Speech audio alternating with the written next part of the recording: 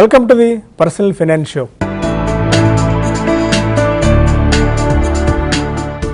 Personal finance షోలో ఈరోజు మనం ఒక వినూత్నమైన టాపిక్ మాట్లాడుకోబోతున్నాం. సాధారణంగా ఇన్వెస్ట్మెంట్ ఇలా చేయండి, అలా చేయండి, ఇక్కడ చేయండి, అక్కడ చేయండి, ఏదైనా మ్యూచువల్ ఫండ్లో ఇన్వెస్ట్ చేయండి, లేదంటే గోల్డ్లో ఇన్వెస్ట్ చేయండి, రియల్ ఎస్టేట్లో ఇన్వెస్ట్ చేయండి అని చెప్పుకుంటూ ఉంటాం. అయితే ఎక్కడ ఇన్వెస్ట్మెంట్ చేయాలి అనేది అన్న పాయింట్ పక్కన పెడితే ఎక్కడ ఇన్వెస్ట్ చేయకూడదు, అసలు ఇన్వెస్టింగ్ చేసే టైంలో ఎలాంటి మిస్టేక్స్ మనం చేయకూడదు అన్న పాయింట్స్ ఇవాళ డిస్కస్ చేద్దాం. దీనిపై మనతో మాట్లాడేందుకు సర్టిఫైడ్ ఫైనాన్షియల్ ప్లానర్ బాలరాజ్ గారు స్టూడియోకి వచ్చారు. హలో బాలరాజ్ గారు. హలో అండి. ఇది ఒక కొద్దిగా డిఫరెంట్ టాపిక్ ఇది, ఎందుకంటే ఇది చాలా ఇంపార్టెంట్ కూడా. ఎక్కడ ఇన్వెస్ట్ చేస్తున్నాం అన్న పాయింట్ కాకుండా ఎక్కడ ఇన్వెస్ట్ చేయకూడదు అన్నది, ఎందుకంటే ఇన్వెస్ట్ చేయకూడని అవెన్యూసే మనకి ఎక్కువ కనిపిస్తాయి. ఇన్వెస్ట్ చేసేవి ఇన్వెస్ట్ చేయాలంటే కొద్దిగా నాలెడ్జ్ అవసరం ఉంటుంది, కొద్దిగా గ్రౌండ్ వర్క్ రీసెర్చ్ చేసుకున్న తర్వాతే మంచి ప్రోడక్ట్ మనం సెలెక్ట్ చేసుకోగలం.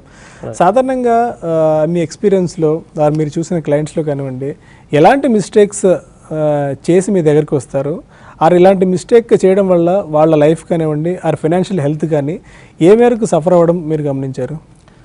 జనరల్గా ఇనీషియల్ డేస్ ఆఫ్ కెరియర్లో ఏ విధంగా ఉంటుంది అని అంటే, tax saving is a main goal అండి. ట్యాక్స్ సేవింగ్ చేయడానికి ఇన్వెస్ట్మెంట్ చేస్తారు. That will be the main goal. But investment చేసేటప్పుడు ఆ పర్టికులర్ ఇన్వెస్ట్మెంట్ మన గోల్ని ఫుల్ఫిల్ చేయడానికి ఉపయోగపడుతుందా లేదా, గోల్ని తీర్చడానికి వీలవుతుందా లేదా, అది ఫస్ట్ చూసుకొని దాంతోపాటు ట్యాక్స్ బెనిఫిట్స్ ప్రొవైడ్ చేస్తాయా లేదా అనేది చూసుకోవాలి. చాలామందికి తెలిసింది ఏంటంటే ట్యాక్స్ సేవింగ్స్ అని అంటే 80C సెక్షన్ ఒకటే. సో 80C సెక్షన్ ఈజ్ మనకు ఒక 1.5 lakhs వరకే లిమిట్ ఉందండి. The major tax saving what somebody can do is on their investment income. So వాళ్ళ ఇన్వెస్ట్మెంట్స్ ఏమైతే చేస్తారో దానిపైన వచ్చే ఇన్కమ్, దానిపైన ట్యాక్స్ తగ్గించుకుంటే ఈ 80C సెక్షన్ కంటే ఎక్కువగా వాళ్ళు ట్యాక్స్ సేవింగ్ చేసుకోవచ్చు అండి. Over a long period of time they can save lot of money in the form of taxes. So సాధారణంగా అది జరుగుతుంది. So that is one of the bigger mistake. Tax saving గురించి కాకుండా గోల్ని ఫుల్ఫిల్ చేసుకోవడానికి చూసుకోవాలి. దాని తర్వాత they have to look for the tax benefit.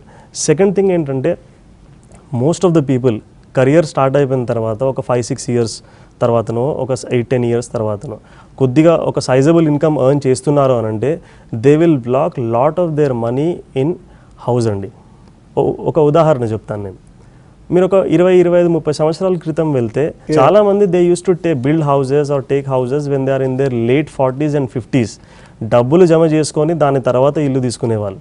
కానీ 2000 తర్వాత, లేట్ 90s or 2000 తర్వాత చాలా మార్పులు వచ్చాయి. మనకు easy availability of money and బ్యాంకులు సులభంగా మనకు లోన్స్ ఇవ్వడం వల్ల and tax benefits, home loan పైన ట్యాక్స్ బెనిఫిట్స్ ప్రొవైడ్ చేయడం వల్ల ఆ ఏజ్ ఏమైతే ఉందో, హౌస్ పర్చేజ్ ఏజ్ ఏమైతే ఉందో అది తగ్గుతూ వచ్చిందనమాట. Even somebody who is in their late 20s are also buying house. ఇల్లు తీసుకోవద్దని చెప్పట్లేదండి, don't over burden your self and take a house అని చెప్పేసి అంటున్నాను. ఫైనాన్షియల్గా స్టెబిలిటీ మాకు వచ్చింది అన్న దానికైనా ఫ్యాక్టర్స్ ఏమైనా ఉన్నాయా, అంటే ఫైనాన్షియల్ ప్రిన్సిపల్ లాంటిది? అవునండి.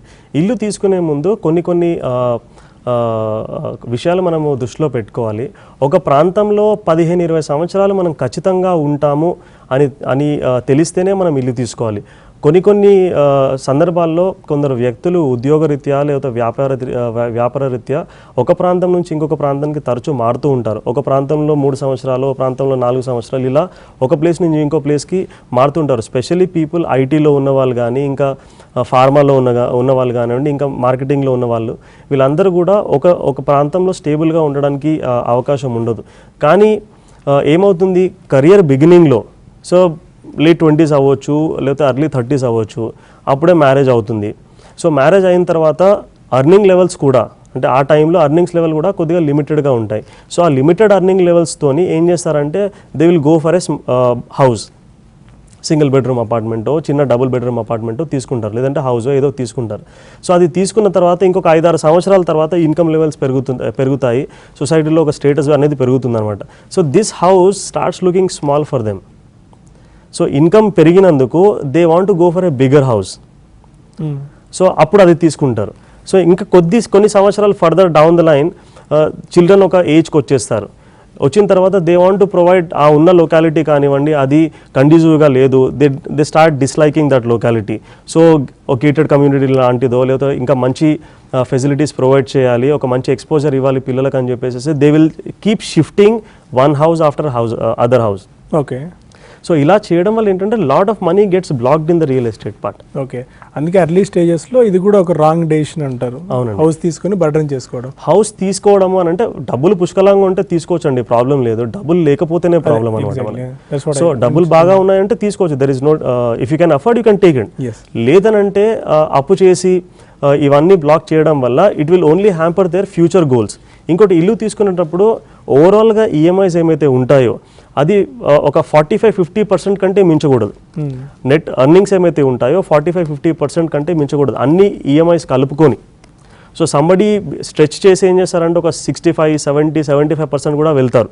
బ్యాంక్ ఇవ్వదు, బట్ అవుట్ సైడ్ అక్కడ నుంచి ఇక్కడ నుంచి లోన్స్ తీసుకొని ఎలాగో అలాగా మేనేజ్ చేసుకుందామని చెప్పేసి తీసుకుంటారు. అలాంటి సందర్భంలో ఉద్యోగం పోయిందనుకోండి, they will be in deep trouble. So first of all ఒక ప్రాంతంలో 15-20 సంవత్సరాలు ఉంటారు, ఈఎంఐస్ మీకు 50% కంటే ఎక్కువగా లేదనుకోండి, అలాంటి సందర్భంలో తీసుకోవచ్చు. ఇంకోటి ఏంటంటే ఇల్లు తీసుకోకూడదు, కానీ ఇల్లు తీసుకోవాలనే ఉద్దేశాన్ని వదిలిపెట్టకూడదు. ఇల్లు తీసుకుంటే మనం ఈఎంఐ పే చేస్తాం కదా. సో సొంత ఇంట్లో ఉండడం కంటే initial days of the career the best thing to do is stay in a rented house. So we don't have any attachments towards it.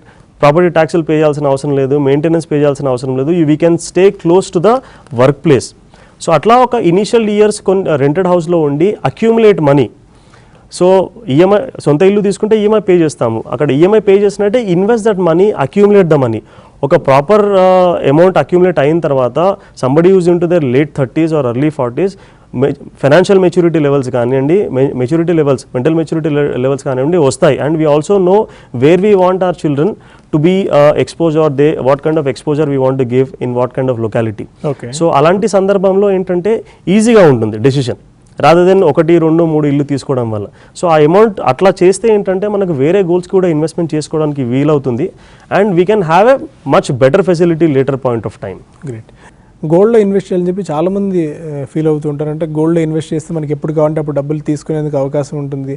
ఇది ఆల్మోస్ట్ క్యాష్ లాంటిది, లిక్విడ్ క్యాష్ లాంటిది. Are మన సొసైటీలో కూడా పేరు ఉంటుంది గోల్డ్ పెట్టుకుని బయటకు వెళ్ళడం వల్ల. నాకు చాలా కాంప్లెక్స్ ఇది ఐఫోరియా మన దీనిలో ఉంది, మన కల్చర్లో ఇమిడిపోయింది. అది దాన్ని ఇమీడియట్గా 1 డేలోనో 2 డేలోనో 1 డికేడ్లోనో తీసేయలేని పరిస్థితి. ఇన్వెస్టింగ్ ఇన్ గోల్డ్ అనేది ఒక బెస్ట్ స్ట్రాటజీ అయినా నిజంగా, అంటే ఒక ఫైనాన్షియల్ ప్లాన్ ఎలాంటి సలహా ఇస్తారు? మనం ఫస్ట్ అర్థం చేసుకోవాలండి why people invest in real estate and gold. So ఇక్కడ ఏంటంటే రియల్ ఎస్టేట్ అండ్ గోల్డ్ కావచ్చు, ఇవి ఏంటంటే these are the assets which we can see, touch and feel it. So the pleasure quantum for these 2 investments is very very high. So real estate ఇల్లు ఉందనుకోండి, అందులో ఉండొచ్చు, land చూడొచ్చు, వేరే వాళ్ళకి చూపించవచ్చు. గోల్డ్ అనుకోండి we can wear it, and దాంతో కొద్దిగా మనం రెస్పెక్ట్ కూడా బై చేయవచ్చు.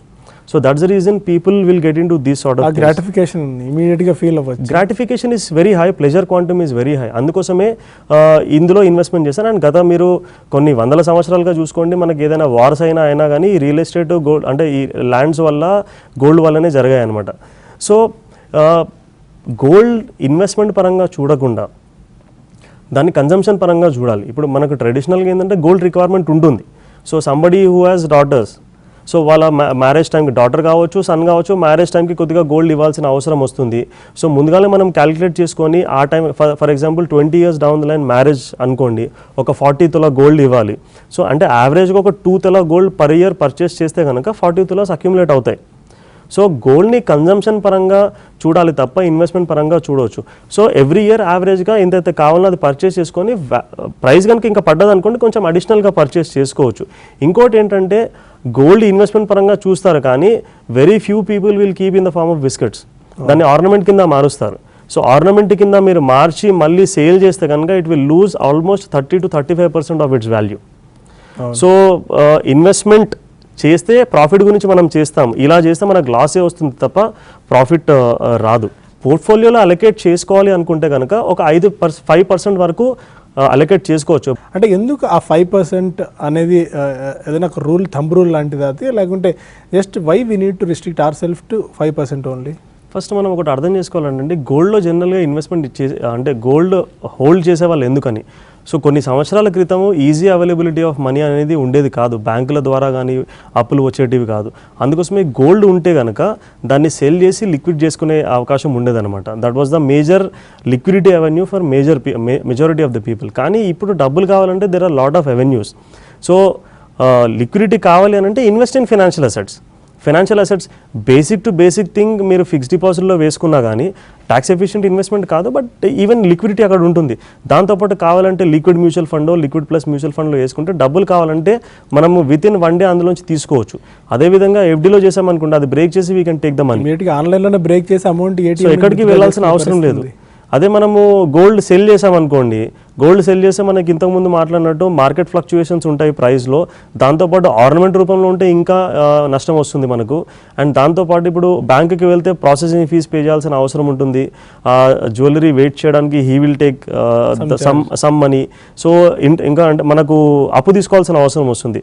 అదే ఫైనాన్షియల్ అసెట్ మన దగ్గర ఉందనుకోండి, we don't have to pay any interest on that, we can use that money. So ఎమర్జెన్సీకి ఏమైనా కావాలి అని అంటే build up financial assets rather than depending on the gold. ఇంకోటి సింగిల్ ప్రీమియం ప్లాన్స్ ఒకటి చాలామంది ఏజెంట్స్ చెప్తూ ఉంటారు, హార్డ్లీ మీరు మంత్లీ ఒక 4,000 to 5,000 కట్టండి, ఆర్ ఇయర్లీ 60,000 ఆర్ 1 lakh కట్టండి. ఒక 10-20 years పాటు అలాగే కట్టుకుంటూ వెళ్ళిన తర్వాత ఒక 10 years వెయిట్ చేయండి. ఆ 38th year నుంచి మీకు మంత్లీ 30,000 వస్తుంది ఆర్ 40,000 వస్తుంది. అది లెక్కలేసి క్యాలిక్యులేషన్స్ చెప్తూ ఉంటారు. ఇది ఎంతవరకు కరెక్ట్? ఆ ఒక్క పాలసీయే అది అన్నిటికీ మంత్రదండంలాగా పనిచేస్తుందా? అది ప్రాబ్లం ఎవరైతే వచ్చి సేల్ చేస్తారో వాళ్ళది కాదండి, అది వాళ్ళ job. Their job is to cell products, but it is a responsibility of the investor to educate himself or her self. ఎందుకంటే వాళ్ళ ఫైనాన్షియల్ లైఫ్ ఇంపాక్ట్ అవుతుంది కాబట్టి ఏవైతే ప్రోడక్ట్స్లో ఇన్వెస్ట్మెంట్ చేస్తారో అది వాళ్ళకి నిజంగా తోడ్పడుతుందా లేదా, వాళ్ళ ఫైనాన్షియల్ గోల్స్కి హెల్ప్ అవుతుందా లేదా చూసుకోవాలి. అండ్ ముఖ్యంగా అది ఇన్ఫ్లేషన్ని బీట్ చేస్తుందా లేదా చూసుకోవాలి.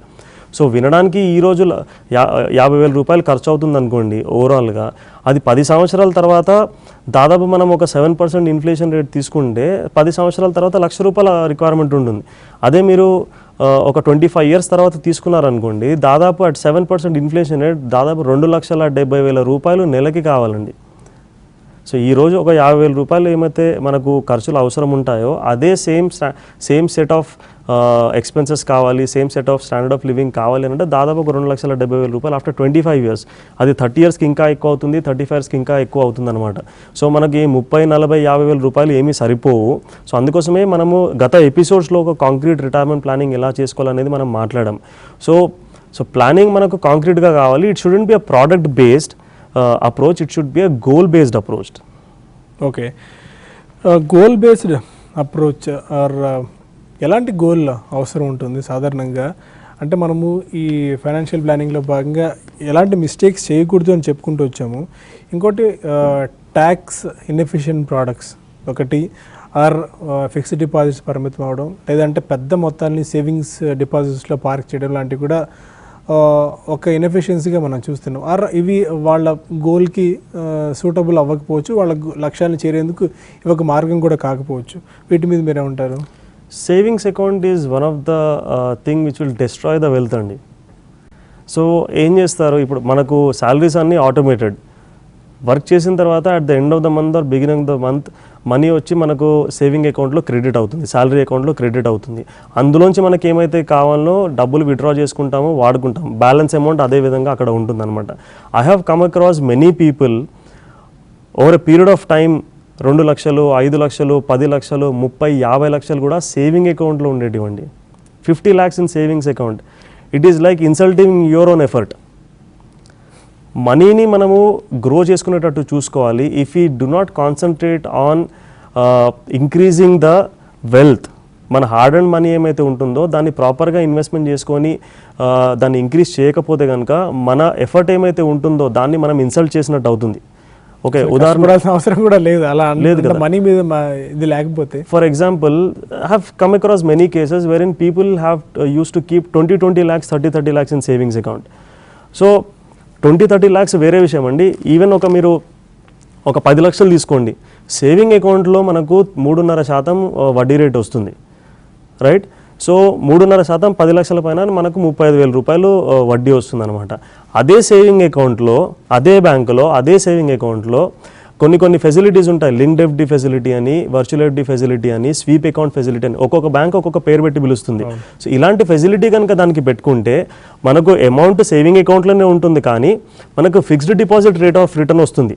3.5% వచ్చే బదులు 6.5% ఆర్ 7% వస్తుంది, ఆల్మోస్ట్ డబుల్. సో ఒక 10 లక్షల పైన మనకు ఇంకా ఒక 3% అడిషనల్గా వచ్చింది అనుకోండి, 30,000 రూపీస్ మనం అడిషనల్గా ఎర్న్ చేసుకోవచ్చు. ఒక చిన్న హాలిడే మనకు స్పాన్సర్ అవుతుందండి. Almost electricity bill, telephone bill ఇవి మనకు స్పాన్సర్ అవుతాయి, మన డబ్బే అది. సో దాన్ని ప్రాపర్గా ఇన్వెస్ట్మెంట్ చేసుకుంటే కనుక these are the benefits. And దాంతోపాటు కొద్దిగా సేవింగ్ అకౌంట్లో ఎందుకు పెడతారంటే ఎమర్జెన్సీకి డబ్బులు రిక్వైర్మెంట్ వస్తాయని. సో ఎమర్జెన్సీ అనేది మనకు ఒక 3 నుంచి 6 నెలల వరకు మనకు మంత్లీ ఎక్స్పెన్సెస్ ఏమైతే ఉంటాయో అంతవరకు మనం ఎమర్జెన్సీ రూపంలో పెట్టుకోవాలి. అంతకంటే మించి కనుక మనము సేవింగ్ అకౌంట్లో పెట్టినామంటే it is you can say criminal waste of our effort. So never ever keep your money more than the emergency fund in savings account. So అంతకంటే మించి డబ్బులు ఉంటే కనుక invest that money for your goals and it will help you to advance your goals. So మనము money will start earning more money.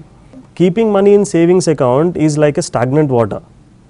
So మనకు flowing water ఉందనుకోండి, if a flowing water flows from forest stream కనుక forest నుంచి flow అవుతే it will have medicinal facilities, ఫ్రెష్గా ఉంటుంది. ఆ water తాగితే మనకు మెడిసినల్ ఫెసిలిటీస్ వస్తాయి. It has healing power. So మన హెల్త్ కానీ ఇమ్యూనిటీ కానీ పెరుగుతుంది. So stagnant water it stings after some time. So keeping money in savings account more than required is like stagnant water. If you take out that money from savings account and invest efficiently, it is like a flowing water which will acquire medicinal facilities and heal you. Economy కూడా చాలా మంచిది, అది economy కూడా మంచిదండి. ఓవరాల్గా అందరికీ benefit అవుతుంది మనకు. అవును. ప్లస్ ఇంకోటి మోస్ట్ ఆఫ్ ది ఎంప్లాయీస్ చేసే mistake PPF withdrawal, EPF withdrawal అంటే ఒక జాబ్ నుంచి ఇంకో జాబ్ మారారు. మోస్ట్ ఆఫ్ ది పీపుల్కు జస్ట్ ఆ నెంబర్ కొత్త జాబ్ చేసే ఆర్గనైజేషన్లు ఇస్తే దాన్ని చేంజ్ ఉంటుందని తెలియదు. అవునండి. వెంటనే జాబ్ మారారు, 1.5-2 lakhs అమౌంట్ కనిపిస్తుంటుంది మధ్య ఆన్లైన్ వచ్చేసిన తర్వాత. అమౌంట్ విత్డ్రా చేసేసుకుంటారు. అది ఇంకొక జాబ్లో ఒక 5 to 10 years ఉంటారు, అక్కడ మళ్ళీ జాబ్ జాయిన్ అయినప్పుడు అమౌంట్ విత్డ్రా చేసుకుంటుంటారు. ఇలాంటి ఇంపాక్ట్ లాంగ్ టర్మ్లో ఫైనాన్షియల్ ప్లానింగ్ మీద ఆర్ వాళ్ళ ఫైనాన్షియల్ గోల్ మీద ఎలాంటి ఇంపాక్ట్ ఉంటుంది? సో ఎంప్లాయీ ప్రావిడెంట్ ఫండ్ యొక్క ప్రాధాన్యత మనం తెలుసుకోవాలండి. ఇక్కడ గవర్నమెంట్ ఊరికనే ఎంప్లాయీ ప్రావిడెంట్ ఫండ్ మ్యాండేటరీ చేయలేదండి. There is a strong reason behind that. So we doesn't have in our country మనకు సోషల్ సెక్యూరిటీ సిస్టమ్ అనేది లేదు. సో మనం రిటైర్మెంట్ అయిపోయిన తర్వాత మనకు రెగ్యులర్గా పెన్షన్ వస్తుంది అనేది, ప్రతి ఒక్కరికి పెన్షన్ వస్తుంది అనే గ్యారంటీ లేదు, అలాంటి సిస్టమే లేదు మన దగ్గర. సో ఫోర్స్డ్ సేవింగ్స్ చేస్తే కనుక, మ్యాండేటరీగా చేస్తే కనుక ప్రజలు దాన్ని ఇన్వెస్ట్మెంట్ సేవింగ్ కంటిన్యూ చేస్తారు. వాళ్ళు రిటైర్మెంట్ అయ్యే టైం వరకలా ఒక సైజబుల్ కార్పస్ డెవలప్ అవుతుంది. That will help the retirement అనేది ఒక ఉద్దేశం అండి ప్రావిడెంట్ ఫండ్ది, ఎంప్లాయీ ప్రావిడెంట్ ఫండ్ది. కానీ చాలామంది తెలిసి తెలియక కొన్ని సందర్భాల్లో వాళ్ళ కంపెనీ వాళ్ళే మిస్గైడెన్స్ ఇవ్వడం వల్ల, సో కంపెనీ మారిపోతే డబ్బులు విత్డ్రా చేయమని చెప్పేసి కొందరు సలహా ఇస్తారు తప్ప దాన్ని ట్రాన్స్ఫర్ చేసుకోమని సలహా ఇవ్వరు. So employee provident fund is a huge source of retirement corpus. చిన్న ఎగ్జాంపుల్ చెప్తాను నేను. Somebody who is 35 years of age or 30 years age అనుకుందాం మనము. 30 years ఏజ్ అతను 60 yearsకి రిటైర్ అవుతే కనుక ఈరోజు ఒక 2 లక్షల రూపాయలు మనము ప్రావిడెంట్ ఫండ్లో, ఎంప్లాయీ ప్రావిడెంట్ ఫండ్లో ఉందనుకుందాం. And contribution, employee and employer contribution ఇద్దరిది కలిపితే నెలకి 5,000 రూపాయలు అనుకుందాం. సో నెలకి 5,000 రూపాయలు అంటే సంవత్సరానికి 6 లక్షల సంవత్సరానికి 60,000 రూపాయలు. అంటే శాలరీ కూడా ప్రతి సంవత్సరం పెరుగుతుంది కదా. సో యావరేజ్గా గ్రోత్ రేట్ ఇన్ శాలరీ మనం 5% అనుకుందాం. So employee provident fund contribution కూడా 5% ఇంక్రీజ్ అవుతుంది. సో ఇప్పుడు 2 లక్షల రూపాయలు ఉంటే కనుక 30 year ఏజ్డ్ పర్సన్ 2 లక్షల రూపాయలు ఉన్నాయి and contribution of 60,000 per annum and increasing by 5% every year. చూసుకుంటే కనుక అన్బిలీవబుల్ అమౌంట్ అక్యుములేట్ అవుతుందండి ఓవర్ ఎ పీరియడ్ ఆఫ్. ఇప్పుడున్న ప్రస్తుతమైన వడ్డీ రేట్లు ఏమైతే ఉన్నాయో ఈపీఎఫ్లో అదే వడ్డీ రేట్ కంటిన్యూ అయితే కనుక క్యాన్ యూ గెస్ అండి ఎంత అక్యుములేట్ అవ్వచ్చు employee provident fund? Is it 1 crore? It is much more than 1 crore అండి. It gives 1.66 crores corpus. That's the power of provident fund. And this is completely tax free. It qualifies under 80C section. Tax benefit వస్తుంది, వచ్చే returns కూడా మనకు కంప్లీట్గా tax free ఉంటాయి. ఈ విషయాలన్నీ తెలియక ప్రిమేచర్గా ఎంప్లాయీ ప్రావిడెంట్ ఫండ్ నుంచి విత్డ్రా చేసుకుంటూ ఉంటారు. ఇప్పుడు మనకు కొన్ని గవర్నమెంట్ రెస్ట్రిక్షన్స్ కూడా తీసుకొచ్చింది, మీరు తీసుకోలేరు. ఎందుకంటే they realise the grave importance of employee provident fund. So completely tax free huge corpus build అవుతుంది. అందుకోసమే never ever touch your provident fund. ఒక కంపెనీ నుంచి ఇంకొక కంపెనీకి మారితే ప్రావిడెంట్ ఫండ్ని ట్రాన్స్ఫర్ చేసుకోవాలి తప్ప అది విత్డ్రా చేసుకోకూడదు. విత్డ్రా చేస్తే you cannot put it back in the provident fund లంసంలో. మీరు వాలంటరీ ప్రావిడెంట్ ఫండ్ ద్వారా మంత్లీ కాంట్రిబ్యూషన్ చేసుకోవచ్చు తప్ప మీరు ఒక 10 లక్షలు 15 లక్షలు అందులో నుంచి విత్డ్రా చేస్తే ఒకేసారి వేయాలంటే వేయలేరు మీరు. సో ఇవన్నీ బెనిఫిట్స్ కూడా మనము లూజ్ అవుతాము. So please continue your provident fund, never ever withdraw it. వీటిని మిస్టేక్స్ అనుకోవాలా, లేకుంటే మీరు అన్నట్టు ఇంతకుముందు అదొక గ్రేవ్ మిస్టేక్ అనాలి, ఆర్ లేకుంటే తీవ్రమైన ఒక తప్పిదంగా మీరు చెప్పారు. ఎందుకంటే సేవింగ్స్ అకౌంట్ అన్ని లక్షల రూపాయలు పార్క్ చేయడం. రైట్. సో ఇన్వెస్ట్మెంట్స్ ఒకటండి. ఇంకోటి ఏంటంటే ఫైనాన్షియల్ హ్యాబిట్స్. కొన్ని ఫైనాన్షియల్ హ్యాబిట్స్ ఏ విధంగా ఉంటాయంటే they are harmful to the financial health of the person. So మనం ఫైనాన్షియల్గా ఫిట్ ఉండాలి అని అంటే కొన్ని ఫైనాన్షియల్ హ్యాబిట్స్ కూడా మనము ప్రాపర్గా చూసుకోవాలి. ఉదాహరణకి మనము మన వాంట్ ఏంటి, నీడ్ ఏంటి అనేది క్లియర్గా డిమార్కెట్ చేసుకోవాలి. మనం ఏదైనా చేయాలనుకుంటే అది వాంటా నీడా అనేది మనం తెలుసుకోవాలి. ఉదాహరణకి స్పెషల్గా కెరియర్ బిగినింగ్లో ఫస్ట్ 5 to 7 ఇయర్స్లో ఎంత జాగ్రత్తగా ఉంటే భవిష్యత్తు అంత ఫైనాన్షియల్ ఫ్యూచర్ అనేది అంత మంచిగా ఉంటుంది. ఈ ఫస్ట్ 5 to 7 ఇయర్స్లో కెరియర్ ఫైనాన్షియల్ పరంగా ఏమన్నా మిస్కాల్కులేట్ చేసి మిస్అడ్వెంచర్స్ చేశారనుకోండి, it will have a negative cascading effect throughout the life. So they may be earning good amount of money but financially they will not prosper. For కొన్ని examples చెప్తానండి. ఉద్యోగం వచ్చింది, లేదంటే business start చేశారు, ఒక 4-5 సంవత్సరాలు అయ్యింది, ఒక 30,000, 40,000, 50,000 సంపాదిస్తూ ఉన్నారు. సో ఇమ్మీడియట్గా ఒక వస్తువు కొనాలనే ఒక ఈగర్నెస్ ఉంటుందన్నమాట. ఏంటంటే కార్ కావాలి. సో ఈరోజు కార్ అనేది ఒక లగ్జరీయా, నెసెసిటీయా? Car is no more a luxury, car is a necessity today. Car అనేది ఈరోజు నెసెసిటీ, లగ్జరీ కాదు. కానీ మనం ఇక్కడ ఆలోచించాల్సిన విషయం ఏంటంటే మనకు కొత్త కారు కావాలన్నా, second hand pre owned car కావాలన్నా, కారు ముఖ్యమా కొత్త కారు ముఖ్యమా? రైట్. కార్ అయితే కంపల్సరీ కావాలి. మనకు కొత్త కారు కావాలన్నా, లేదంటే ప్రీ ఓన్డ్ కార్ కావాలన్నా. ఒక కొత్త కారు తీసుకుంటే మనకు డబ్బులు పుష్కలంగా ఉంటే ఏదైనా తీసుకోవచ్చండి, ప్రాబ్లం లేదు. డబ్బులు లేకపోతేనే ఇబ్బంది. సో మనకు ఒక కొత్త కార్ తీసుకుంటే, స్మాల్ కార్ తీసుకున్నాం అనుకోండి, దాదాపు ఒక 5 లక్షల రూపాయలు మనకు ఖర్చు అవుతాయి. ఇదే గనక ప్రీ ఓన్డ్ కార్ తీసుకుంటే, అంటే ఫస్ట్ కార్ తీసుకుంటున్నాము అని అంటే మనకు జనరల్గా డ్రైవింగ్ కూడా అంత పర్ఫెక్ట్గా ఉండదు. రైట్. ప్రీ ఓన్డ్ కార్ తీసుకున్నాం అనుకోండి, మంచి కండిషన్లో ఉన్న ప్రీ ఓన్డ్ కార్ తీసుకుంటే దాదాపు ఒక 2 లక్షల రూపాయలు మనకు ఖర్చు అవుతాయి. సో ఇఫ్ వీ స్విచ్, కొత్త కార్ ఎందుకు తీసుకుంటాము అంటే బికాస్ ఆఫ్ ప్రెజర్స్. సో కొంటే కొత్తదే కొనాలి. మనం పాతది ఎలా కొంటాము? మన రిలేటివ్స్ ఏమనుకుంటారు, కలీగ్స్ ఏమనుకుంటారు, ఫ్రెండ్స్ ఏమనుకుంటారు. I will tell you what is the cost of this. అవును, ఈ ఫేజ్ నుంచి మనం అన్ని దాటొచ్చాము. అవునండి. I will tell you what is the cost of this. ఒక కొత్త కార్ కొంటే కనుక మనకు 5 లక్షల రూపాయలు ఖర్చు అవుతుంది. ప్రీ ఓన్డ్ కార్ తీసుకుంటే 2 లక్షల రూపాయలు ఖర్చు అవుతుంది. దీనివల్ల the overall saving is 3 lakh rupees అండి. ఈ 3 లక్షల రూపాయలు కనుక 25 సంవత్సరాలు మీరు ఇన్వెస్ట్మెంట్ చేసుకున్నారనుకోండి, I'm talking about the first car if you don't have enough money. ఈ 3 లక్షల రూపాయలు 25 సంవత్సరాలు 15% యావరేజ్గా రిటర్న్ వచ్చేటట్టు ఇన్వెస్ట్మెంట్ చేసుకుంటే దాదాపు 1 కోటి రూపాయలు జమ అవుతుందండి.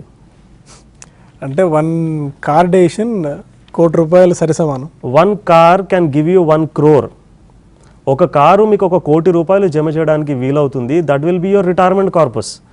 అండ్ నాట్ ఓన్లీ దట్ అండి, రిటైర్మెంట్ తర్వాత ఈ 1 కోటి రూపాయలు ఏమైతే జమ అవుతాయో దీన్ని మనం 10% రాబడి వచ్చేటట్టు ఇన్వెస్ట్మెంట్ చేసుకుంటే అది దాదాపు 82,000 రూపాయలు నెలకి పెన్షన్ ఇస్తుందండి, life long free. A car has the potential to give you more than 80,000 rupees monthly pension, life long free. 1 small car decision, 1 financial decision, 1 single financial decision. అంటే డబ్బులు లేకపోతే అండి, డబ్బులు ఉంటే you can buy what ever you want to.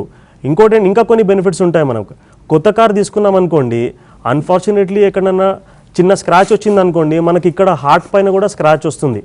అదే మనం pre owned car తీసుకున్నాం అనుకోండి, ఆల్రెడీ స్క్రాచెస్ ఉంటాయి, 1 more scratch wouldn't make any difference. So డబ్బులతో పాటు మనకు సైకలాజికల్ బెనిఫిట్ కూడా ఉంటుంది.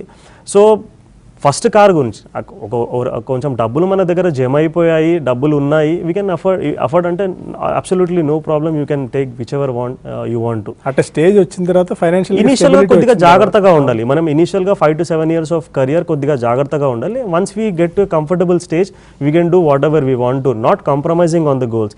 ఇదే కాకుండా ఇంకా కొన్ని సందర్భాలు ఉంటాయి. ఇప్పుడు ఈ రోజు మనకు people are fancied by the smart phones. ఒక హై ఎండ్ స్మార్ట్ ఫోన్ తీసుకున్నాం అనుకోండి, దాదాపు మనకు ఒక 35,000 రూపాయలు ఖర్చు అవుతుంది, 35,000-40,000 రూపాయలు ఖర్చు అవుతుంది. And there are phones which are beyond that, ఒక 35,000 రూపీస్ అనుకుందాం. అదే మనము ఒక లోవర్ ఎండ్ స్మార్ట్ ఫోన్ తీసుకున్నాం అనుకోండి, ఈ రెండిట్లో పెద్దగా డిఫరెన్స్ ఉండదు. Lower end smart phone will be around 15,000 rupees. But they are carrying the brand. Samsung brand carry చేస్తాను, ఒక రెడ్మీ ఫోన్ ఎగ్జాక్ట్లీ మీ ఫోన్ క్యారీ చేస్తాను. We need to understand the consequence of that. The 20,000 rupees which get saved అంటే మనకు phone కావాలి, ఖచ్చితంగా phone కావాలి, కొద్దిగా డబ్బులుంటే కొనవచ్చు. లేదనంటే మనకు ఈఎంఐ ఫెసిలిటీ ఉంది కదా, కొందరు ఏంటంటే 6 months ఆఫ్ శాలరీ అట్లాగే ఈఎంఐ ఫెసిలిటీ ఉంది కదా అని చెప్పి 50% ఆఫ్ ద శాలరీ ఫోన్కి పెట్టేస్తారు. మోస్ట్ ఆఫ్ ది ఎన్బిఎఫ్స్ అన్ని ఫస్ట్ లోపలికి వెళ్ళగానే ఈఎంఐ కార్డు కూడా వాళ్ళే ప్రొవైడ్ చేసి ఇచ్చేస్తున్నారు. వాళ్ళ ఫైనాన్షియల్ క్యాపబిలిటీ ఉందా లేదా, వాళ్ళు అంత అఫోర్డ్ చేయగలరా లేదా అని చెప్పి వాళ్ళు ఇస్తున్నారు కదా అని చెప్పి మనం కూడా తీసేసుకుంటున్నాం. ఎంతసేపు మనము వేరే వాళ్ళని వెల్దీగా చేయడానికి ప్రయత్నిస్తున్నాం తప్ప మనం వెల్దీగా ఉండడానికి మనం ప్రయత్నించట్లేదండి.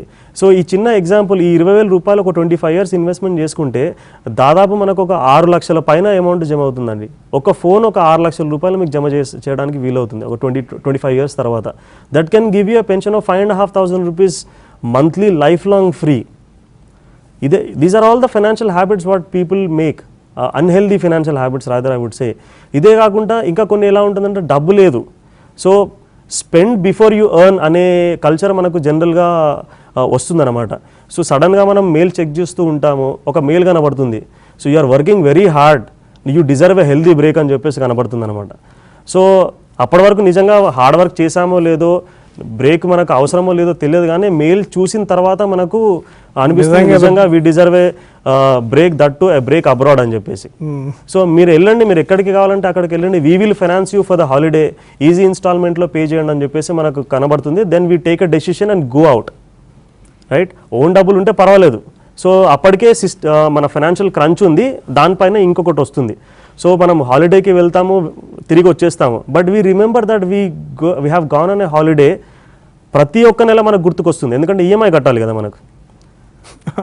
సో డబ్బులు లేకుండా మనం క్రెడిట్ కార్డులు స్వైప్ చేసి అనవసరమైన అప్పు మనము డెవలప్ చేసుకుంటే కనుక ఈరోజు మనకు అవసరం లేని వస్తువులు కొంటే భవిష్యత్తులో మనకు అవసరమైన వస్తువులు ఏమైతే ఉంటాయో అవి అమ్మేయాల్సిన అవసరం వస్తుందని వారన్ బఫే గారు చెప్పారండి. So we have to be very careful about our financial habits, ఏ విధంగా ఉన్నాయి, మనం ఎటు ప్రయాణిస్తున్నాం అనేది మనము జాగ్రత్తగా పరిశీలించుకొని ముందుకు వెళ్ళాలండి. ఏ కరెక్ట్ స్టెప్స్ ఏవి? కరెక్ట్ స్టెప్ ఏంటంటే, ఫస్ట్ ముఖ్యంగా మనం ఇన్వెస్ట్మెంట్ చేసినప్పుడు అది గోల్ బేస్డ్ ఇన్వెస్ట్మెంట్ కావాలండి. గోల్ బేస్డ్ ఇన్వెస్ట్మెంట్ అంటే ఫస్ట్ గోల్కి మనం ప్లాన్ చేసుకోవాలి. గోల్ని ప్లాన్ చేసేటప్పుడు కొన్ని స్టెప్స్ ఉంటాయి మనకు. ఫస్ట్ అండ్ ఫార్మోస్ట్ మనం డిసైడ్ చేయాల్సింది మన గోల్ ఏంటి. ఫర్ ఎగ్జాంపుల్ రిటైర్మెంట్ ప్లానింగ్ అనుకోండి, we have to decide the goal as retirement planning. Second step వచ్చేసి attach a time frame towards that goal. ఎన్ని సంవత్సరాల తర్వాత మనం ఆ గోల్ని అచీవ్ చేయాలనుకుంటున్నాము. ఉదాహరణకి ఒక 35 year ఏజ్డ్ పర్సన్ 60 సంవత్సరాలకి రిటైర్ అవ్వాలనుకుంటున్నారు అంటే ఇంకా 25 years టైం మన దగ్గర ఉంది. Third thing is quantifying the goal. అంటే రిటైర్మెంట్ తర్వాత ఎలాంటి ఖర్చులు ఉంటాయి, ఎలాంటి స్టాండర్డ్ ఆఫ్ లివింగ్ ఉంటుంది, అదంతా మనము లెక్క వేసుకోవాలి. ఇంతకుముందు మనము ఎపిసోడ్లో మాట్లాడినట్టు ఓవరాల్గా మనకి ఏమేమి ఎక్స్పెన్సెస్ ఉంటాయనేది మాట్లాడుకున్నాం. ఆ ఓవరాల్గా అన్ని ఖర్చులు ఎంత ఉంటాయి, ఎంత వస్తుందనేది మనం చూసుకోవాలి. అది చూసుకొని ఈరోజు ఎంత ఖర్చు అవుతుంది, అలాంటి స్టాండర్డ్ ఆఫ్ లివింగ్ ఈ రోజు కావాలి అనుకుంటే 60 years ఈ రోజే అనుకుందాం మనము, ఈ రోజు ఎంత ఖర్చు అవుతుంది, కానీ మనం ఈ రోజు రిటైర్ అవ్వట్లేదు, 25 years డౌన్ ద లైన్ మనం రిటైర్ అవుతున్నాం అంటే 60 సంవత్సరాలు వచ్చే వరకల్లా ఇన్ఫ్లేషన్ కన్సిడర్ చేసుకుంటే ఓవరాల్గా మనకు ఎంత ఖర్చు అవుతుంది అనేది చూసుకోవాలి. This is quantifying the goal. Retirement తర్వాత మనకు ఎన్ని సంవత్సరాలు లైఫ్ స్పాన్ మనం కన్సిడర్ చేస్తాము. లైఫ్ స్పాన్ అనేది మన కంట్రోల్లో ఉండదండి, మనం ఎన్ని సంవత్సరాలు జీవిస్తామో మనకు తెలియదు. బట్ ఒక టైం ఫ్రేమ్ పెట్టుకోవాలి, ఒక 15 years, 20 years, 25 years post retirement పెట్టుకోవాలి. 60 సంవత్సరాలకి రిటైర్మెంట్ అవుతే అట్లీస్ట్ ఒక 80 years వరకన్నా పెట్టుకోవాలి. సో 60 నుంచి 80 సంవత్సరాల వరకు మనకు రెగ్యులర్గా ఇన్కమ్ రావాలి without going back to work అని అంటే మనకు ఓవరాల్గా కార్పస్ ఎంత రావాలి అది మనం క్యాలిక్యులేట్ చేసుకోవాలి.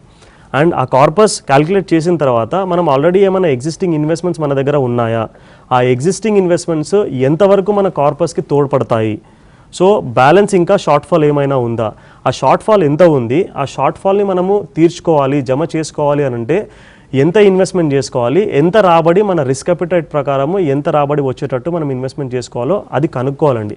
ఫైనల్గా మనం కనుక్కోవాల్సింది ఏంటంటే మనం ఎంత పెట్టుబడి పెట్టాలి, మనకి ఎంత రాబడి రావాలి.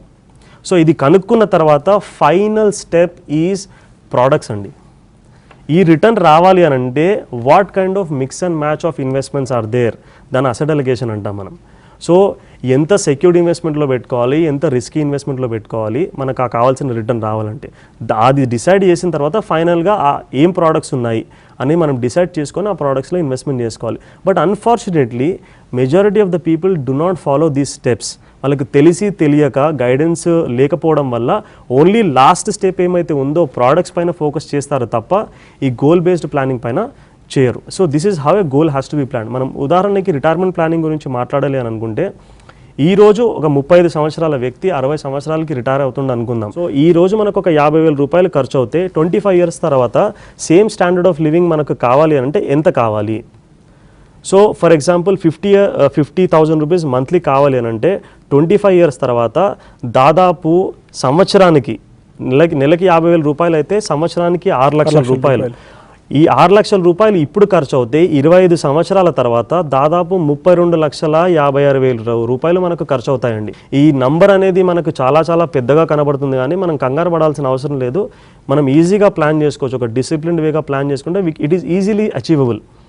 సో అండ్ ఈ 35 ఇయర్ ఏజ్డ్ పర్సన్ గత 10-12 సంవత్సరాలుగా వర్క్ చేస్తున్నారు అనుకుంటే and provident fund contribution, employee provident fund contribution కూడా అవుతుంది, అందులో కొద్దిగా అమౌంట్ జమ అవుతుంది.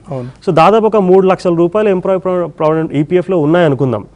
అంటే ఇది 35 ఏజ్డ్ పర్సన్, ఇది సాలరీడ్ పర్సన్స్కే కాదండి, బిజినెస్ వాళ్ళకు కూడా వర్తిస్తుంది. సో 3 lakh రూపీస్ ఉన్నాయనుకుందాము అండ్ 5,000 రూపాయలు నెలకి కాంట్రిబ్యూట్ అవుతుంది ఎంప్లాయీ అండ్ ఎంప్లాయర్ కాంట్రిబ్యూషన్. 60,000 రూపాయలు సంవత్సరానికి కాంట్రిబ్యూట్ అవుతే కనుక at 5% increment in there EPF contribution ఓవరాల్గా ప్రావిడెంట్ ఫండ్ ద్వారానే మనకు ఇప్పుడున్న రేట్ల ప్రకారం చూసుకుంటే దాదాపు 1,07,00,000 రూపాయలు ప్రావిడెంట్ ఫండ్ ద్వారా జమ అవుతుంది. ఓకే. సో ఇప్పటి వరకు ఇంకా ఏ ఇన్వెస్ట్మెంట్స్ చేయలేదు అనుకుందాం. సో ఇప్పటి నుంచి ఫ్రెష్గా స్టార్ట్ చేసినా కానివ్వండి. సో ఓవరాల్గా 60 ఇయర్స్ నుంచి 80 ఇయర్స్ వరకు రెగ్యులర్గా ఇన్కమ్ రావాలి అని అంటే, రిటైర్మెంట్లో రెగ్యులర్గా ఇన్కమ్ రావాలి అని అంటే without going back to work corpus వచ్చేసి దాదాపు 5,48,00,000 రూపాయలు కావాలండి. హ్యూమంగస్, అన్ని క్రోర్స్లోనే కనిపిస్తున్నాయి నెంబర్స్. అవునండి, మనం మొదలుపెట్టింది వేలల్లో మొదలుపెట్టాము, తర్వాత లక్షల్లో వెళ్ళిపోయాము, ఇప్పుడు కోట్లలో మాట్లాడుతున్నాం. కోట్లలో ఉన్నప్పటికీ కూడా మనకు ఇది పెద్ద విషయం ఏమీ కాదండి. It can be easily achievable. So ఇప్పటివరకు ఏమీ ఇన్వెస్ట్మెంట్స్ లేవనుకుంటున్నాం. ఇన్వెస్ట్మెంట్స్ ఉంటే కనుక వేరే విధంగా ఉంటుంది. ఓన్లీ థింగ్ మనం ఇప్పుడు కన్సిడర్ చేసింది ఏంటంటే ఈపీఎఫ్ ఒకటే. సో దాదాపు 5,48,00,000 రూపాయలు మనకు కార్పస్ కావాలి. ఇందులోంచి దాదాపు 1,07,00,000 రూపాయల వరకు మనకు ప్రావిడెంట్ ఫండ్ ద్వారా వస్తుంది, ఎంప్లాయీ ప్రావిడెంట్ ఫండ్ ద్వారా. అంటే బ్యాలెన్స్ దాదాపు 4,40,000 రూపాయలు కావాలి. ఈ 4,40,000 రూపాయలు జమ చేయాలి అని అంటే దాదాపు 1,45,000 రూపాయలు సంవత్సరానికి ఇన్వెస్ట్మెంట్ చేసుకుంటే సరిపోతుంది. 50,000 కార్పస్ ఫిగర్ కనిపిస్తుంది, కానీ it is very easy to accumulate this amount. ఎవరైతే ఒక 40,000-50,000 రూపాయలు, ఒక 50,000 రూపాయలు సంపాదించే వ్యక్తి ఉన్నాడు అనుకోండి, ఒక 12,500 rupees, 12,000 to 12,500 rupees monthly investment చేయడం పెద్ద విషయం ఏమీ కాదు. It is not that difficult.